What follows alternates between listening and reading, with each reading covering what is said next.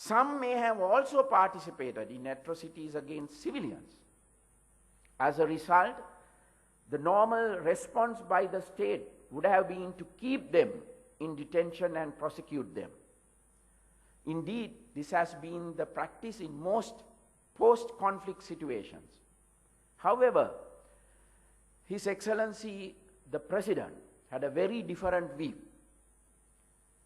Instead of prosecuting the majority of the cadres, he insisted that they be rehabilitated and reintegrated to society as fast as possible. He understood that these former cadres had been misled by the LTT and that they needed an opportunity to be guided onto the correct path.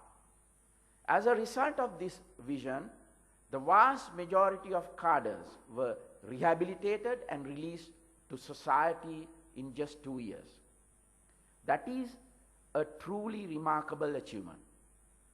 Nowhere else in the world have enemy combatants been treated with such generosity and rehabilitated at such speed.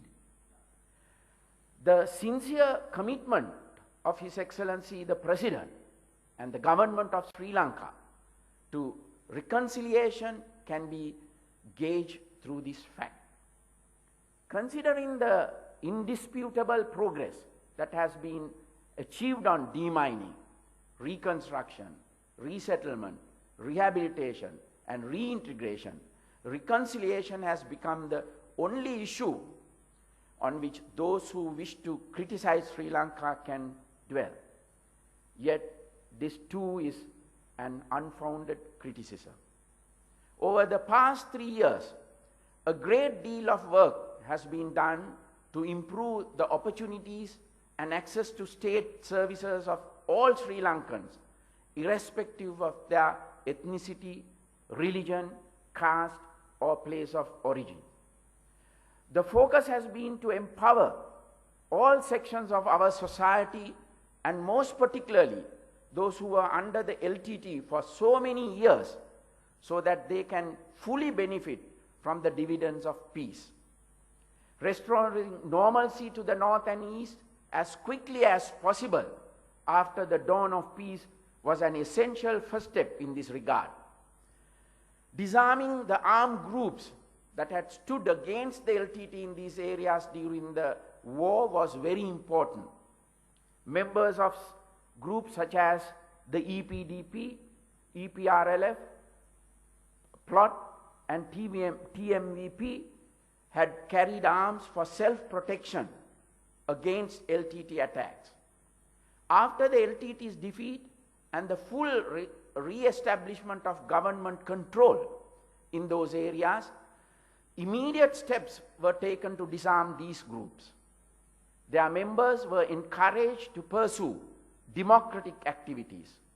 Many of them are now involved in mainstream politics, and some are involved in other peaceful social activities.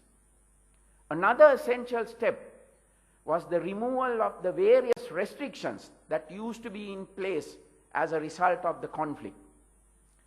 There were restrictions on travel to the north, including restrictions on foreigners, media personnel, and both foreign and local non-governmental organizations.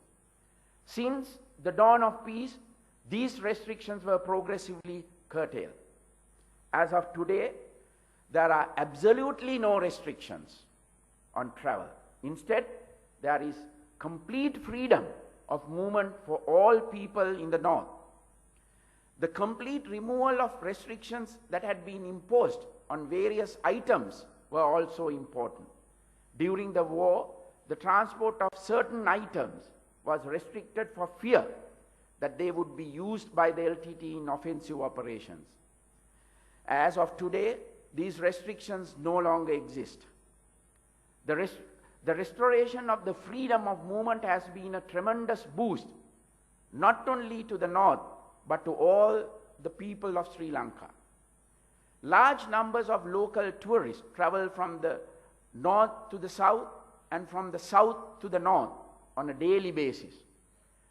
Large number of visitors from abroad have also come to Sri Lanka over the past 3 years.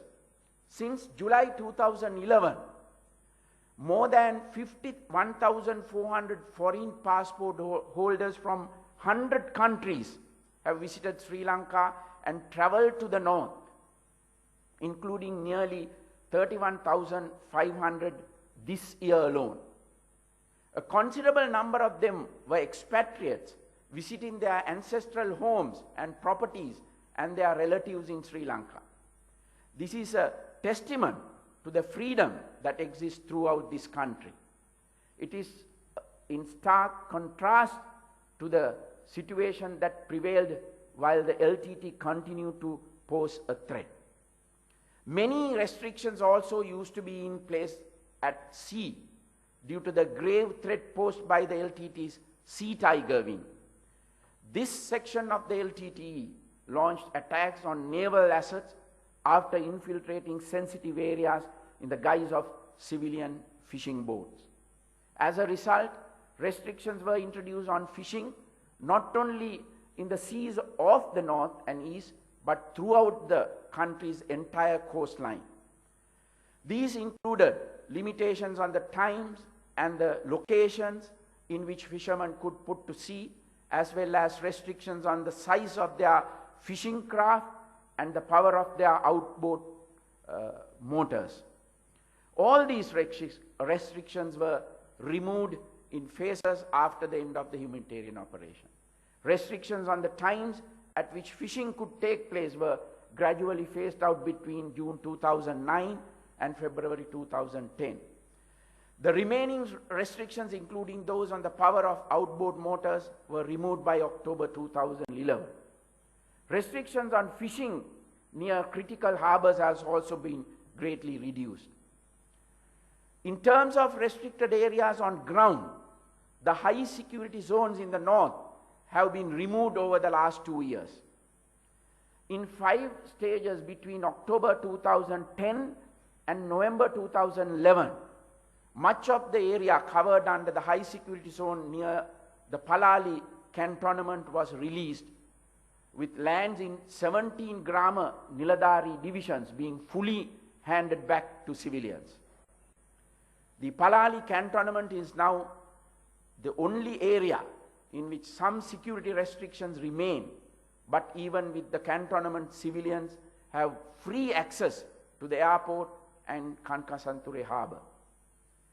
While it is true that there are still some civilian properties within the cantonment, it must be stressed that the civilians have not occupied these properties for the last 20 to 25 years. The government has taken measures to pay compensation to the owners of these properties and to provide alternate lands to them. It should also be noted that lands that had been forcefully taken from the people and occupied by the LTT for many years have also been released to their legal owners. In addition to the reduction in the extent of the high security zone, the reduction in the number of security barricades, roadblocks, and checkpoints in the north and east is also significant. There were a large number of such security measures in place during the course of the conflict and immediately after, but these were gradually withdrawn after the dawn of peace.